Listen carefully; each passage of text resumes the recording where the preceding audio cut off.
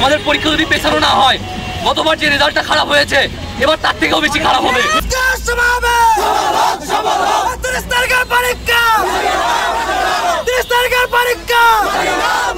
22-23 শিক্ষাবর্ষের শিক্ষার্থীরা সকলে 18 মাস করে সময় পাইছে, আমাদের সময় দেওয়া হয়েছে 16 মাস।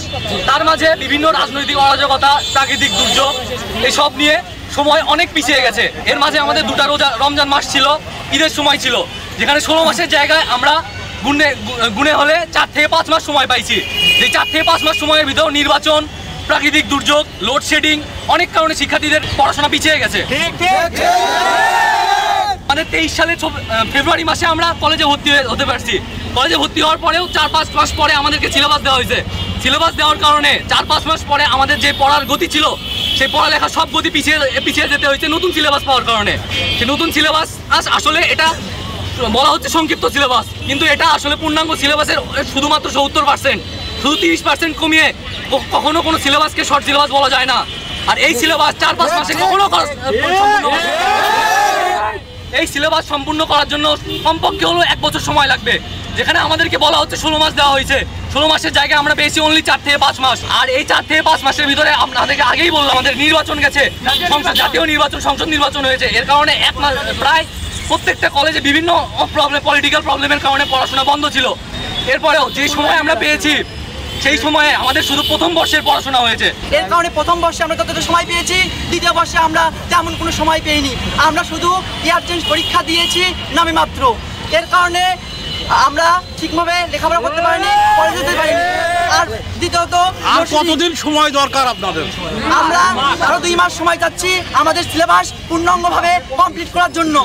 প্রথম বর্ষ পরিবর্তন যে পরীক্ষা হয়েছে আমাদের, সেই পরীক্ষার পরে আমাদের যে দ্বিতীয় বর্ষের পড়ালেখা করানোর কথা, শিক্ষকরা আমাদের সেই সুযোগটা পায়নি, আমরাও সেই সুযোগ পাচ্ছি না। প্রথম পত্র আমাদেরকে শুধু প্রথম পত্র পড়িয়ে শেষ করা মোটামুটি সম্ভব হয়েছে। দ্বিতীয় পত্র আমাদেরকে কোনোভাবে পড়ানোর সুযোগ দেওয়া হয়নি শিক্ষকদের। শিক্ষকরা আমাদের পড়াতে চাইলেও সময় আমাদের শিক্ষকরা পায়নি, সেই সুযোগটা আমরা কোনোভাবেই পাচ্ছি না, এখনও পাচ্ছি না। এখনও আমাদের কলেজ বন্ধ। আমরা দ্বিতীয় পত্র একটা শিক্ষার্থীর কোনোভাবে একটা বই একটা শিক্ষার্থীর একা শেষ করা সম্ভব নয়। তার শিক্ষকের গাইডেন্স লাগে, প্লাস বড় ভাইদের গাইডেন্স লাগে, অন্যান্য প্রাইভেট হোক, কোচিং হোক, যেটাই হোক গাইডেন্স লাগে। কিন্তু আমাদের সব কিছু এখন বন্ধ। সব জায়গায় শুধু প্রথম বর্ষের ইন্টারের প্রথম বর্ষের শিক্ষার্থীদের পড়ালেখা চলছে। আমরা সেকেন্ড ইয়ারে কী করব? আমাদের পরীক্ষা আছে আর 1 মাস। আমাদের সেকেন্ড পেপার অনেকে আছে তাদের পড়ালেখা অনেকের সামর্থ্য নেই যে নিজস্ব ভাষায় টিউশন নিয়ে পড়ালেখা করবে, বা 10,000-20,000 টাকা দিয়ে শিক্ষক নিবে, সেই সামর্থ্য সবার হয় না। তো সেই সকলের কথা বিবেচনা করে আমাদের এই আন্দোলনটা করা। আমাদের সময় 16 মাস, তারা পেয়েছে 18 মাস। তো আমরা এক্সট্রা আমাদের যারা যে 2 মাসটা থেকে আমরা বঞ্চিত হচ্ছি, সেই 2 মাসটা আমরা চাচ্ছি অন্তত।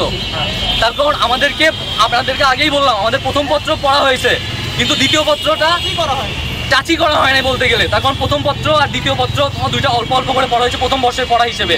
প্রথম বর্ষের পরীক্ষা যখন শেষ হয়েছে, তার 15 দিনের মাঝখানে আমাদেরকে প্রাক নির্বাচনী পরীক্ষা দেওয়া লাগছে।